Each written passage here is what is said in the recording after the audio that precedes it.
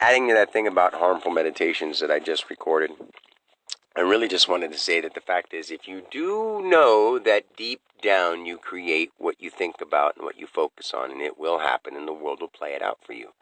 There's many people out there who are unconscious.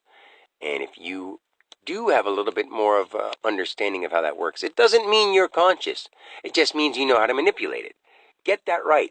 Everyone who thinks that because they meditate and they understand that thoughts create reality, that they're conscious, they aren't. A conscious being is someone who actually understands the spirit and has actually made contact with it and can actually understand it and has actually been timeless and experienced oneness, all lives. Anywhere you want to go, anything you want to be, you're it. But then other people are going to need you to prove it to them, and you can't. Because no matter how colorful you make it sound, they're not going to believe you. So, when you realize that your thoughts do create your reality, so if you keep focusing on them, they're going to come true.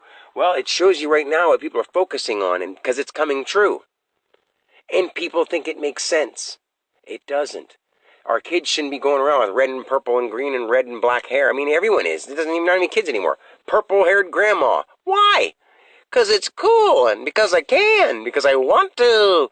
No, you don't. You saw it somewhere. It wasn't something that happened when you were young. You never would have thought of it. And why would you? There's no reason. You're looking for attention. You want to see how you'd look. Well, it's all fine. At the same time, you're allowed to do whatever. But start doing what makes sense because it makes sense. Not because you think it's cool. You think it's hip. Other people are doing it. Those aren't good excuses and they aren't good reasons. In fact, they're bad reasons. And they're horrible excuses. So, I just wanted to add, thoughts do create reality. So stop thinking about bullshit. Like being a marketing guru or somebody online or anything like that. Stop doing it. Stop worrying about getting out of the rat race 9 to 5 and working from home. Stop worrying about working, period. If you have to make money out at a job, or you have to take your time at home to sit in front of your computer and make money, you're still wasting your time trying to validate yourself with money. How does this not make sense? And if you're visualizing a dream car and whatever, it's not going to fall into your lap. You're going to have to do something to get that. And to get a big, expensive dream car in a world full of people who manipulate each other and make money off of bullshit, you're going to have to do bullshit to get that dream car. No matter how great it seems, you're going to have to manipulate people and get money for the manipulation. So no matter how meaningful and true you are, none of it was worth the money you manipulated people out of. Because if you loved them and cared enough, you would have done it all for free.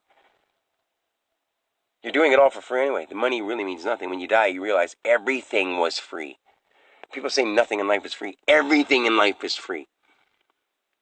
Once you're awake and conscious, you know everything is free. People just take it from each other and fight over it. And I'm not willing to fight over one goddamn item in this world if it didn't make sense. If someone's harming another individual, I'll protect them. I'll stand up for them. I'm not going to try to fight someone to the death. I'll get this problem solved and then leave it go. Not overreact. Learn how to be like that. The reason I get so carried away and pissed off in my talks is because nobody is making any sense. I'm living in a world full of unconscious people, including everyone in my family and everyone I pass. Anyone listening to this, if I walked by you right now this moment, I know that you're unconscious because you think all these things matter. Anyway, and it's because I love you that I have to say this. I have no choice now. I have no choice but to tell the truth, but to be completely honest, to not let people fuck themselves up on purpose because they don't care or, I like it. They don't like it. Your body doesn't like what pop does to you. You just think you like the taste. And it's doing it so slowly that other things you put in your body may counteract it. It's fine. But if you do too many negative things, that pop amplifies it way faster. It can lead to horrible things in your blood. Horrible things can't travel through your blood very well if they're stuck to syrup that you're putting in your body. Just like if you poured it on a dog and didn't wash the dog off. Let's use a living thing that wouldn't be too harmed, but you could see what the result of it would be. Now, take an orange can of pop or a clear can of pop, Sprite, or something that has more calories, something with the corn syrup. I don't know what does. I'm not sure. But use a pop. Pour it on your dog or cat. Don't bathe them. and let them and see what they look like and smell like and whatever feel like later on in the day. Now, of course, you add the fact that there's water and there's organs in your body, but that stickiness is mixing with them. And enough sticky pop syrup looks the same on the inside as it does on the outside. It's still doing that stuff to you. It is that gross. It is breaking you down from the inside. And you don't want to hear stuff like this because you're going to keep drinking it anyway. And if you listen to someone like me, you're going to harm yourself even more because you're going to see what you're doing and you'll mentally figure it out and speed it up quicker.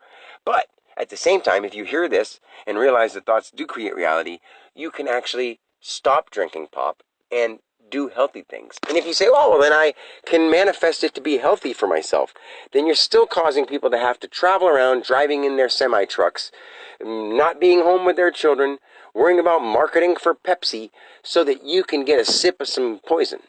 Think about that. I don't support any of it. I don't ever want to go to a store and buy anything ever again. But at this point, I'm not completely self-sufficient because I have to buy things in order to do the self-sufficient thing. It's pretty pathetic. It's pretty sad that the world isn't full of anywhere where you can go to and get help from someone because you deserve it.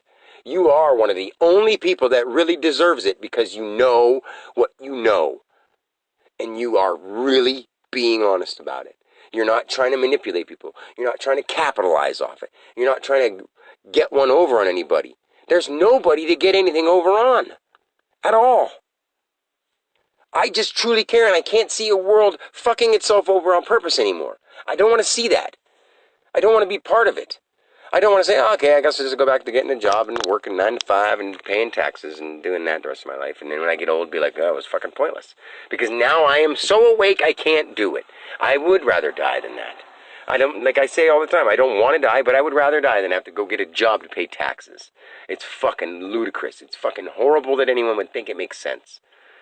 If you need a government in place for you to go up and do something with your life, then I guess let's break off into a place where there is a government and people agree to go by that system because they don't know how to live without it. They'd be lost, confused little babies. Most of them would, no matter their age. It doesn't matter. People are afraid to do things on their own. I am not. Doesn't mean I can beat anybody in a fight. I'm not saying I'm a big tough guy, but I'm tough. I'm very tough. In fact,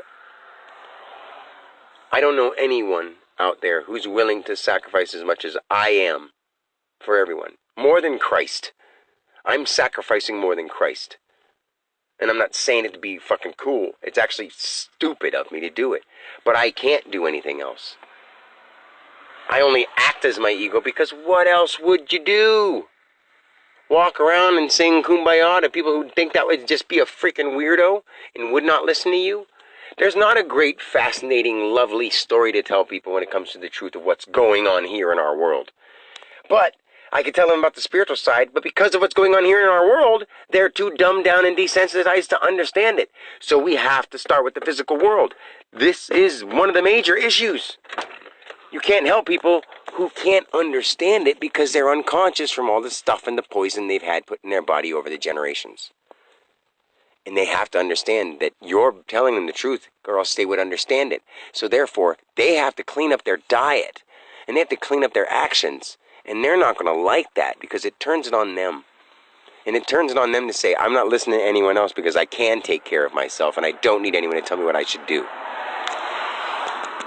So that's it for now. Peace.